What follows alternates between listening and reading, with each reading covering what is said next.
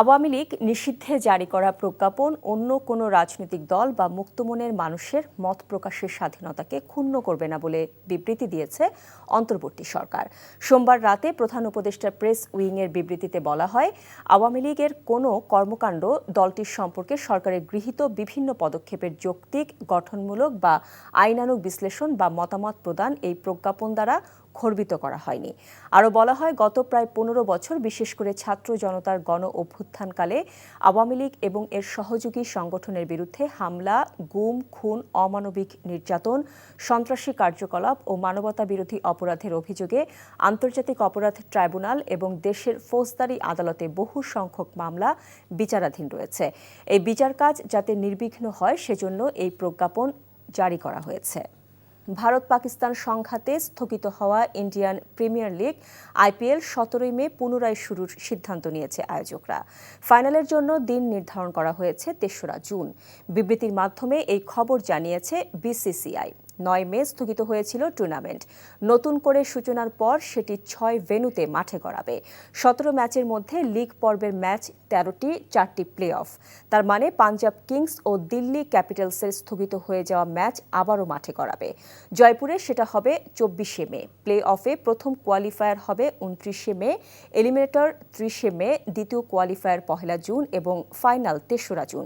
নতুন করে মাঠে গড়ানো আইপিএলের প্রথম ম্যাচে ১৭ই মে মুখোমুখি হবে রয়্যাল চ্যালেঞ্জার্স বেঙ্গালুরু এবং কলকাতা নাইট রাইডার্স। প্রয়োজনীয় সংস্কারের বাইরে অন্য যে কোনো সংস্কার করতে গেলে সুষ্ঠু নির্বাচন ব্যাহত হতে পারে বলে মন্তব্য করেছেন সিপিবির সাধারণ সম্পাদক রুহিন হোসেন প্রিন্স। সকালে জাতীয় সংসদ ভবনের এলডি হলে জাতীয় ঐকমত্য কমিশনের সাথে বৈঠকের শুরুতে তিনি এমন মন্তব্য করেন। সংস্কার প্রশ্নে ঐকমত্য তৈরির লক্ষ্যে রাজনৈতিক দলের সঙ্গে 5টি সংস্কার কমিশনের গুরুত্বপূর্ণ সুপারিশগুলো নিয়ে প্রথম পর্যায়ের আলোচনা করেছে জাতীয় ঐকমত্য কমিশন। সেই ধারাবাহিকতায় আজকের বৈঠক। আজ পর্যন্ত মোট ৩১টি রাজনৈতিক দল কমিশনের সঙ্গে আলোচনায় অংশ নিয়েছে। জাতীয় সনদ তৈরির মধ্য দিয়ে ভবিষ্যতে বাংলাদেশের পথরেখা তৈরির জন্যই কমিশন কাজ করছে বলে উল্লেখ করেন ঐকমত্য কমিশনের সহসভাপতি আলী রিয়াজ। ইতিহাসের এমন একটা সুযোগ, এমন একটা মহেন্দ্রক্ষণে, এমন একটা সময় উপস্থিত হয়েছি যখন একটি গণতান্ত্রিক রাষ্ট্র, একটি জবাবদিহিতামূলক রাষ্ট্র, একটি রাষ্ট্র যা নাগরিকদের সমানভাবে মর্যাদা দিয়ে বিবেচনা করে, তাদের অধিকারকে সুরক্ষা করে, তার পথরেখা আমরা তৈরি করতে চেষ্টা করব। আমরা বারবার বলে এসেছি যে অন্তর্বর্তীকালীন সরকার রুটিন কাজের বাইরে যদি অনেক বড় কাজে হাত দিয়ে দেয় তাহলে তার জন্য এটা কঠিন হয়ে যাবে, এবং এই কঠিন কাজ করতে যেয়ে অনেক সময় এমন কতকগুলো বিতর্কের সম্মুখীন হতে পারে, তার যে অন্যতম যে কাজ, যে একটা সুষ্ঠু গ্রহণযোগ্য নির্বাচন উপহার দেওয়া, সেইটাও কিন্তু সংকটে পড়তে পারে। দুদকের মামলায় ৩ বছরের কারাদণ্ডের বিরুদ্ধে আপিলের জন্য বিএনপির ভারপ্রাপ্ত চেয়ারম্যান তারেক রহমানের স্ত্রী জুবায়দা রহমানকে ৫৮৭ দিনের বিলম্ব মার্জনা করেছে হাইকোর্ট। আজ বিচারপতি মোহাম্মদ খসরুজ্জামানের হাইকোর্ট বেঞ্চ এই আদেশ দেন। এর মাধ্যমে ৩ বছরের সাজার বিরুদ্ধে আপিলের অনুমতি পেলেন জুবায়দা রহমান। ২০২৩ সালের ২ অগস্ট ওই মামলায় বিচারিক আদালত বিএনপির ভারপ্রাপ্ত চেয়ারম্যান তারেক রহমানকে ৯ বছর এবং তার স্ত্রী জুবায়দা রহমানকে ৩ বছরের কারাদণ্ড দেয়। সাজার পাশাপাশি আদালত তারেক রহমানের জ্ঞাত আয় বহির্ভূত ২,৭৪,৯৩,০৮৭ টাকার সম্পদ রাষ্ট্রের অনুকূলে বাজেয়াপ্ত করার আদেশ দেন। এছাড়া তারেক রহমানকে ৩ কোটি টাকা এবং জুবায়দাকে ৩৫ লাখ টাকা অর্থদণ্ড দেয়া হয়। আগামী ১৬ই মে আত্মপ্রকাশ করতে যাচ্ছে জাতীয় নাগরিক পার্টির যুব শাখা জাতীয় যুব শক্তি। শুক্রবার বিকেল ৩টায় গুলিস্তানের শহীদ আবরার ফাহাদ এভিনিউয়ে আয়োজিত হবে জাতীয় যুব শক্তির আত্মপ্রকাশের অনুষ্ঠান। রাজধানীর বাংলা মোটরে দলীয় কার্যালয়ে ব্রিফিংয়ে কথা জানান এনসিপির মুখ্য সমন্বয়ক নাসির উদ্দিন পাটোয়ারি। জানান, যুব সমাজকে গণমুখী করতে কাজ করবে জাতীয় যুব শক্তি। অন্যান্য রাজনৈতিক দলের মতো চাঁদাবাজি এবং দখলদারিত্ব নয়, বরং সমাজে এসব অপকর্ম প্রতিরোধে ভূমিকা রাখবে এনসিপির এই যুব শাখা, বলেন নাসির পাটোয়ারি। জাতীয় সঙ্গীত অবমাননা এনসিপি সহ্য করবে না জানিয়ে তিনি জাতীয় সঙ্গীত বিরোধীদের গণমানুষের আবেগ আকাঙ্ক্ষার প্রতি শ্রদ্ধাশীল হওয়ার আহ্বান জানান। বাংলাদেশকে নতুনভাবে পুনর্গঠন করার জন্য আমাদের জাতীয় নাগরিক পার্টির একটি গুরুত্বপূর্ণ অঙ্গ সংগঠন জাতীয় যুব শক্তি আত্মপ্রকাশ করতে যাচ্ছে।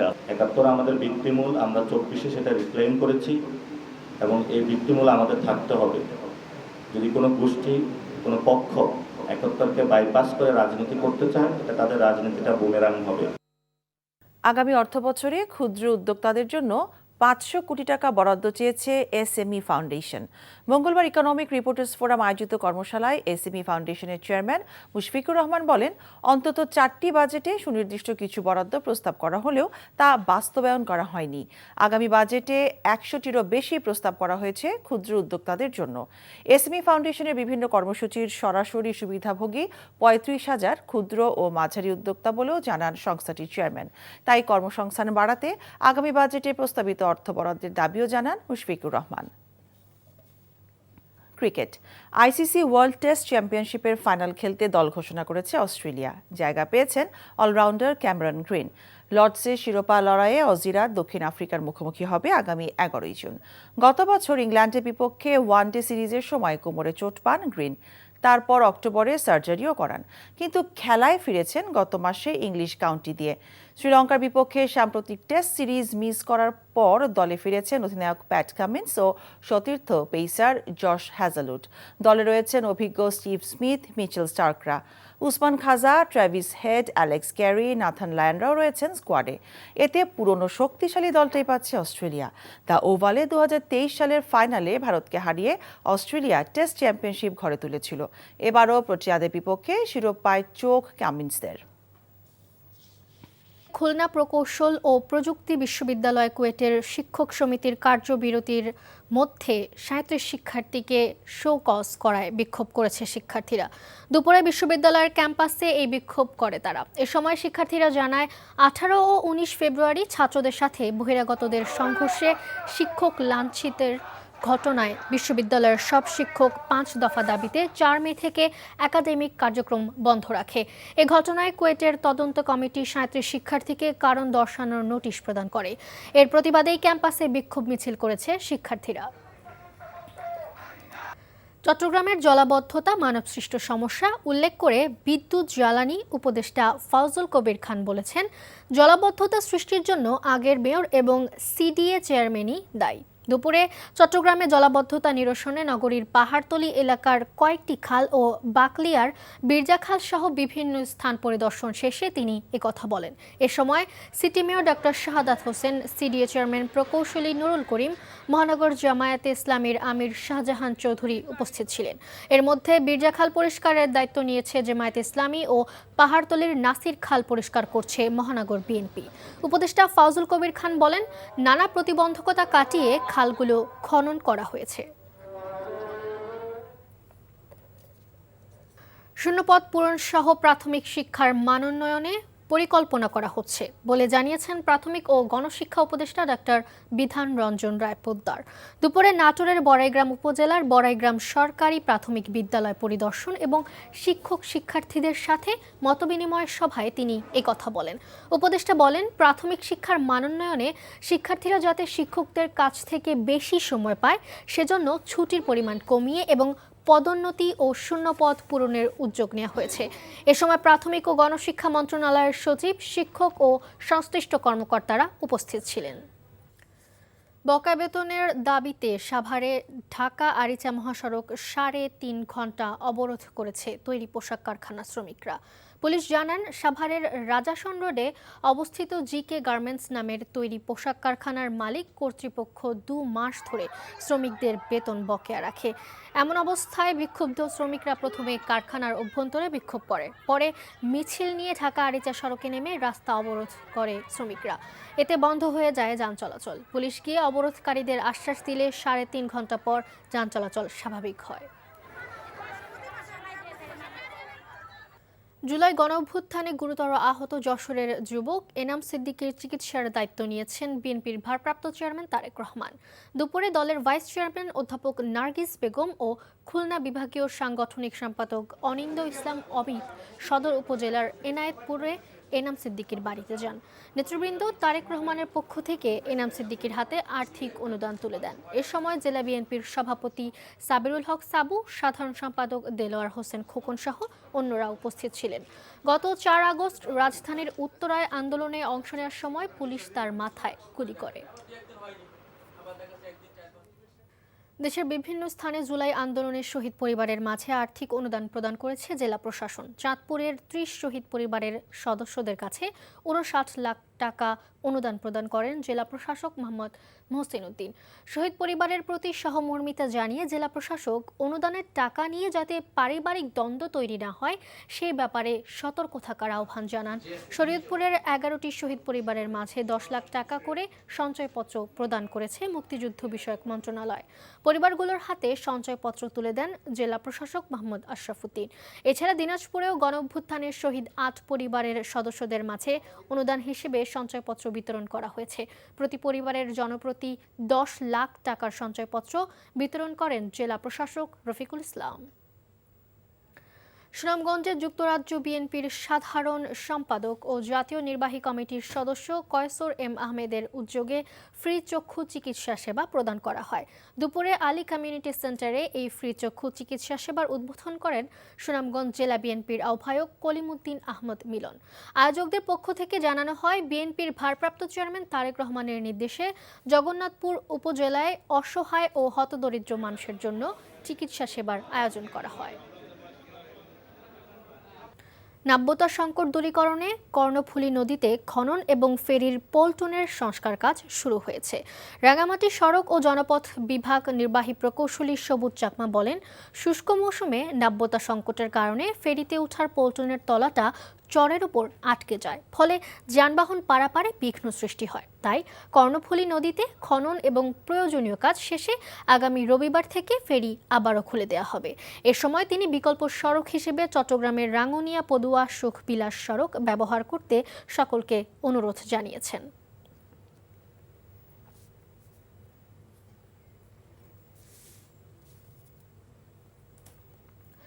সেলিম আল দিন মুক্তমঞ্চে 4 দিনব্যাপী নাট্য উৎসব শুরু হয়েছে। দুপুরে জাহাঙ্গীরনগর বিশ্ববিদ্যালয়ের অমর একুশে প্রাঙ্গণে উৎসবের উদ্বোধন করেন ছাত্র শিক্ষক কেন্দ্রের পরিচালক আহমেদ রেজা।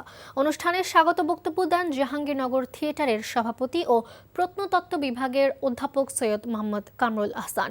পরে নাট্যকর্মীদের নিয়ে র্যালিতে অংশগ্রহণ করে বিশ্ববিদ্যালয় প্রদক্ষিণ শেষে বিশিষ্ট নাট্যকার ও পরিচালক প্রয়াত অধ্যাপক সেলিম আল দিনের সমাধিতে ফুল দিয়ে শ্রদ্ধা জানানো হয়।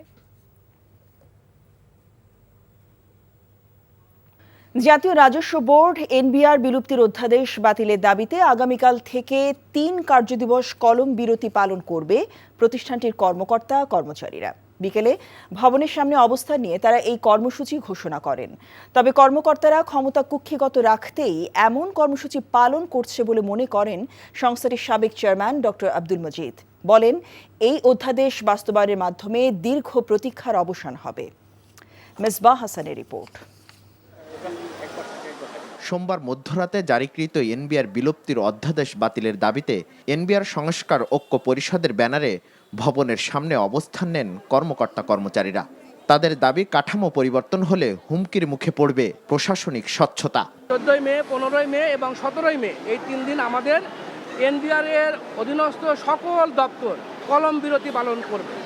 আন্তর্জাতিক যাত্রী সেবা, বাজেট এবং রপ্তানি এই 3টা কার্যক্রম চালু থাকবে, বাকি সকল কার্যক্রম এই কলম বিরতির আওতায় বন্ধ থাকবে।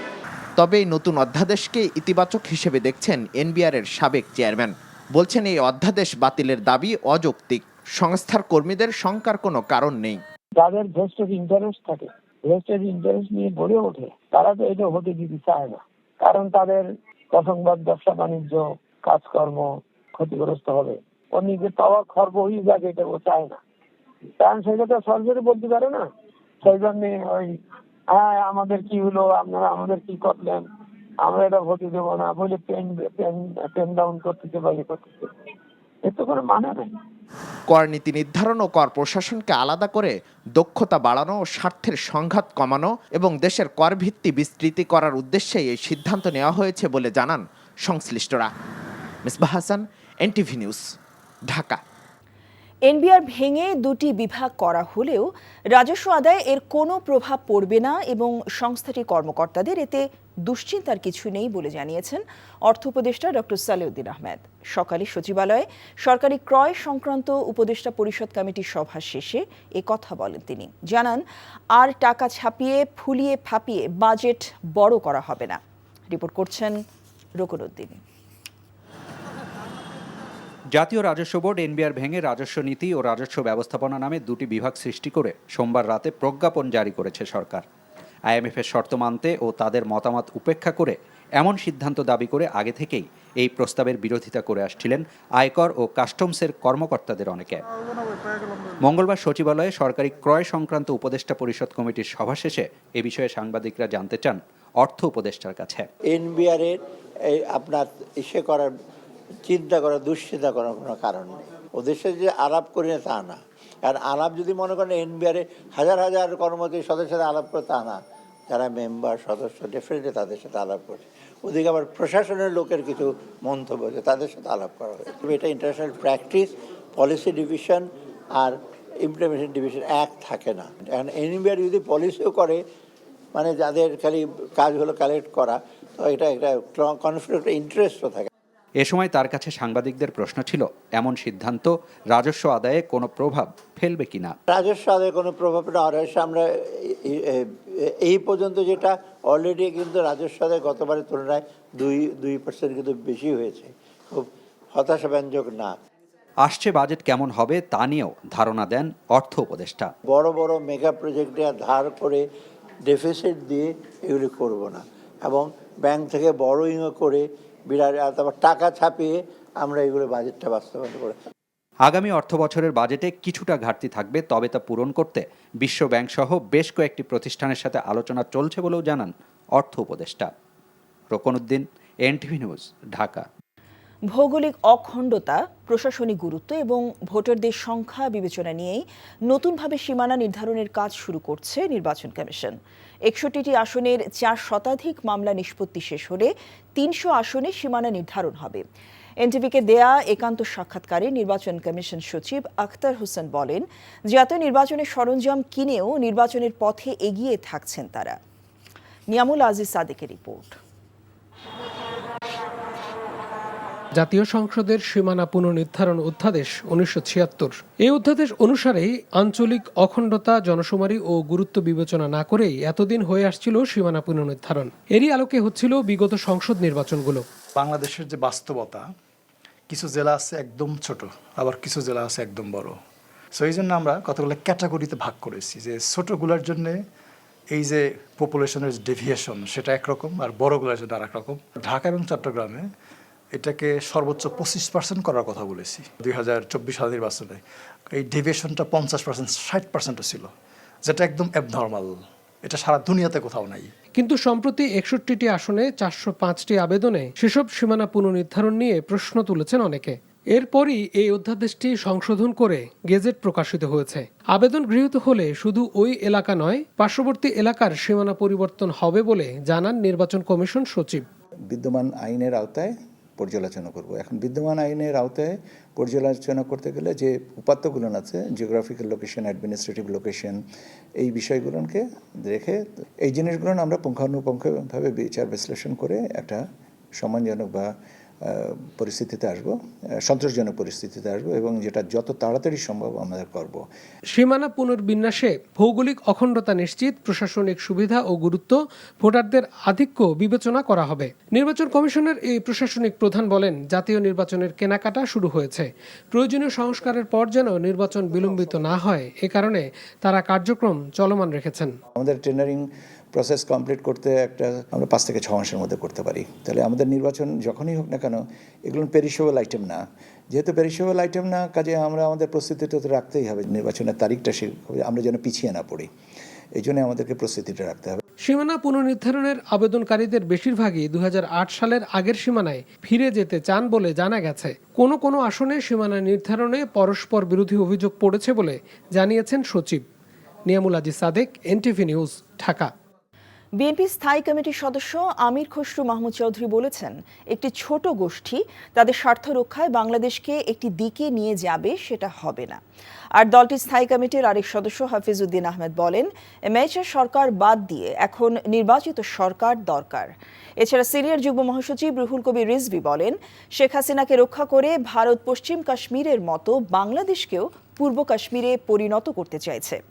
জাতীয় প্রেস ক্লাবে আলাদা অনুষ্ঠানে এসব কথা বলেন তারা। ইফতেখার রেজা রিপোর্ট। জাতীয় প্রেস ক্লাবে ডাক্তার জাফরুল্লাহ চৌধুরীর দ্বিতীয় মৃত্যুবার্ষিকী উপলক্ষে আলোচনা সভায় বিএনপির স্থায়ী কমিটির সদস্য আমির খসরু মাহমুদ চৌধুরী অন্তর্বর্তী সরকারকে উদ্দেশ্য করে বলেন, শেখ হাসিনার মালিকানার হাতবদল হয়েছে, দেশের মালিকানা দেয়া হয়নি, তাই দ্রুত নির্বাচন দেওয়ার আহ্বানও জানান তিনি। বলেন, নির্বাচিত সরকার না আসলে দেশে কোনো বড় বিনিয়োগ আসবে না। আপনি দেশের মানুষকে জিম্মি করে আপনার একটা গোষ্ঠীর স্বার্থ সংরক্ষণের জন্য আপনি সংস্কারের কথা বলবেন, আপনি জোর করে চাপিয়ে দেওয়ার চেষ্টা করবেন জনগণকে বাইরে রেখে, সেটা তো বাংলাদেশে আর হবে না। মানবিক করিডোরের অর্থটা কি? একটি অনির্বাচিত সরকার, তারা নিজেরা সিদ্ধান্ত নিচ্ছে, তারা কথা বলে যাচ্ছে। প্রেস ক্লাবে মাওলানা ভাসানীর ফারাক্কা লং মার্চ স্মরণে গণসমাবেশ উপলক্ষে আয়োজন করা হয় গোলটেবিল বৈঠকের। অনুষ্ঠানে বিএনপির সিনিয়র যুগ্ম মহাসচিব রুহুল কবির রিজভী বলেন, তিস্তার পানি সমস্যা ভারতীয় আধিপত্যের অংশ। ভারতেও সেখানকার পরিবেশবাদীরা আন্দোলন করেছে, মিছিল করেছে, তীব্র প্রতিবাদ করেছে একটা টিপাই মুখ বাঁধে, সেখানেও তারা করেছে। যেটা করা ঠিক হবে না, এটা ভারতেও এটার এফেক্ট হবে। আরেকটা হচ্ছে আপনার রামপাল কয়লা পুড়িয়ে যে বিদ্যুৎ কেন্দ্র, সেটার ব্যাপারে। একই অনুষ্ঠানে স্থায়ী কমিটির সদস্য মেজর অবসরপ্রাপ্ত হাফিজ উদ্দিন আহমেদ বলেন, মিয়ানমারের সম্পদের উপর সুপার পাওয়ারদের নজর পড়ছে, এর প্রভাবে বাংলাদেশও ক্ষতিগ্রস্ত হতে পারে। মিয়ানমারের যে সমস্যার কথা আমরা ইদানিং শুনছি বা আরও সামনে অনেক জটিল পরিস্থিতির উদ্ভব সেখানে হবে, সেখানেও একটা কারণ হলো যে মিয়ানমারের অনেক প্রাকৃতিক সম্পদ আছে, এটির প্রতি বহিঃশক্তি এবং সুপার পাওয়ারদের নজর পড়েছে। এর জন্য হয়তো আনউইলিং ভিকটিম বাংলাদেশকে হতে যেতে পারে। মানবিক করিডোর নিয়ে রাজনৈতিক দলগুলোর সাথে আলোচনা না করার সমালোচনা করেন বিএনপির নেতারা। Iftekhar Reza, NTV news, Dhaka. অন্তর্বর্তী সরকারের প্রধান উপদেষ্টা অধ্যাপক ডক্টর মোহাম্মদ ইউনূসের আসন্ন জাপান সফরে মেট্রো রেলের নতুন সংযোগ, মাতারবাড়ি গভীর সমুদ্র বন্দর সহ দ্বিপাক্ষিক নানা বিষয়ে আলোচনার সম্ভাবনা রয়েছে। বিকেলে পররাষ্ট্র মন্ত্রণালয়ে ঢাকায় নিযুক্ত জাপানের রাষ্ট্রদূত সাইদা শিনিচি এ কথা জানান। 15 মে টোকিওতে বাংলাদেশ জাপান ষষ্ঠ ফরেন অফিস কনসালটেন্সি অনুষ্ঠিত হবে। আগামী 29-30 মে জাপানের রাজধানী টোকিওতে নিক্কেই ফোরামের সম্মেলনে যোগ দেবার কথা রয়েছে প্রধান উপদেষ্টার। দ্বিপাক্ষিক বৈঠক করবেন দেশটির প্রধানমন্ত্রী শিগেরু ইশিবার সাথে। সাইদা শিনিচি বলেন, বাংলাদেশের সাথে দ্বিতীয় ও তৃতীয় মেট্রো রেল লাইন তৈরিতে কাজ করতে আগ্রহী জাপান। মাননীয় প্রধান উপদেষ্টা ডক্টর মোহাম্মদ ইউনূসের জাপান সফরে নানা বিষয়ে আলোচনা হবে। অর্থনৈতিক, বাণিজ্যিক, সংস্কৃতি সহ দ্বিপাক্ষিক ইস্যুগুলো আলোচনার টেবিলে থাকবে। মেট্রো রেল ব্যবস্থাপনায় আমরা কাজ করেছি। নতুন যে সকল লাইন নির্মাণের পরিকল্পনা করা হয়েছে সেখানেও জাপান সহযোগিতা করতে আগ্রহী। মার্কিন ডলারের বিনিময় হারে নমনীয়তা আনার শর্তে আন্তর্জাতিক মুদ্রা তহবিল IMF এর ঋণের কিস্তি পেতে যাচ্ছে বাংলাদেশ। কেন্দ্রীয় ব্যাংকের সূত্রে মিলেছে এমন তথ্য। IMF এর শর্ত ছিল বাংলাদেশ ব্যাংক ডলার দাম নির্ধারণে ক্রলিং পেগ পদ্ধতি বা বাজার ভিত্তিক করার ব্যাপারে সম্মত হতে হবে। একাধিক বৈঠকের পর বাংলাদেশ ব্যাংক ডলারের বিনিময় হার নমনীয় করতে রাজি হয়েছে। এতে চলমান 470 কোটি ডলারের ঋণ কর্মসূচির আওতায় বাংলাদেশকে 2 কিস্তির অর্থ ছাড় করতে সম্মত হয়েছে IMF। 2 কিস্তিতে বাংলাদেশকে 130 কোটি ডলার দেবে সংস্থাটি। আগামী জুনের মধ্যেই মিলতে পারে এই অর্থ। আগামীকাল বুধবার বাংলাদেশ ব্যাংক গভর্নর সংবাদ সম্মেলন ডেকেছেন। সেখানে IMF এর ঋণ ছাড়ের বিষয়টি আনুষ্ঠানিকভাবে জানানো হতে পারে। বৈষম্য বিরোধী আন্দোলনে ছাত্রনেতা সাগর হত্যা মামলায় সাবেক সংসদ সদস্য ও সঙ্গীত শিল্পী মমতাজ বেগমকে 4 দিনের রিমান্ড দিয়েছে আদালত। মিরপুর থানায় হত্যা মামলায় 49 নম্বর এজাহার নামীয় আসামি মানিকগঞ্জ 2 আসনের সাবেক এই এমপি। দুপুরে ঢাকা মহানগর মুখ্য ম্যাজিস্ট্রেট আদালতে তদন্তকারী কর্মকর্তা 7 দিনের রিমান্ড আবেদন করেন। উত্তেজিত জনতা রোষানল থেকে বাঁচতে বিপুল সংখ্যক পুলিশের উপস্থিতিতে আদালতে তোলা হয় তাকে। শুনানি শেষে আদালত 4 দিনের রিমান্ড মঞ্জুর করেন। আদালতে আসামি পক্ষের আইনজীবী শুনানিতে অংশ নেননি। রাষ্ট্রপক্ষের আইনজীবী ওমর ফারুক বলেন, ছাত্র জনতার গণহত্যায় জড়িত জড়িত ছিলেন তিনি। এ মামলায় অধিক তদন্তের স্বার্থে আদালত তার রিমান্ড মঞ্জুর করেন। গত সোমবার মধ্যরাতে রাজধানী ধানমন্ডি এলাকার একটি বাসা থেকে তাকে গ্রেফতার করে গোয়েন্দা পুলিশ। মানিকগঞ্জে হত্যা মামলাসহ একাধিক মামলা রয়েছে মমতাজ বেগমের বিরুদ্ধে।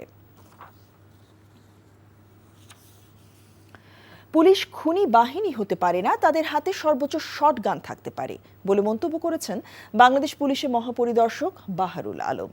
বিকেলে রাজধানী মিরপুরে পুলিশ স্টাফ কলেজ মাঠে আয়োজিত আইজিপি কাপ ক্রিকেট চ্যাম্পিয়নশিপের পুরস্কার বিতরণী শেষে তিনি এ মন্তব্য করেন। এ সময় প্রশ্নের জবাবে আইজিপি জানান, রাইফেলের মতো যেসব অস্ত্রে মানুষের মৃত্যু হয় সেসব অস্ত্র এড়িয়ে উন্নত বিশ্বের পুলিশের আদলে সুসজ্জিত করার কথা বলা হয়েছে। তবে ঝুঁকিপূর্ণ পরিস্থিতির ক্ষেত্রে ব্যতিক্রম হতে পারে বলেও মন্তব্য করেন তিনি। আমরা অন প্রিন্সিপাল এটাই মনে করি যে police cannot B A killer force. আমার কাছে বড় জোর শটগান থাকবে, এটাই একটা স্বাভাবিক প্রত্যাশা সবার, তাই না? এখন যেসব জায়গায়, বিশেষ জায়গাগুলোতে যেখানে আপনার ইনসার্জেন্সি থাকে, আপনার রিভল্ট হওয়ার সম্ভাবনা থাকে, আপনার ওইসব বিদ্রোহী থাকে যেখানে, সেসব জায়গায় অবশ্য আর্মামেন্টারিয়ামটা ডিফারেন্ট হয়।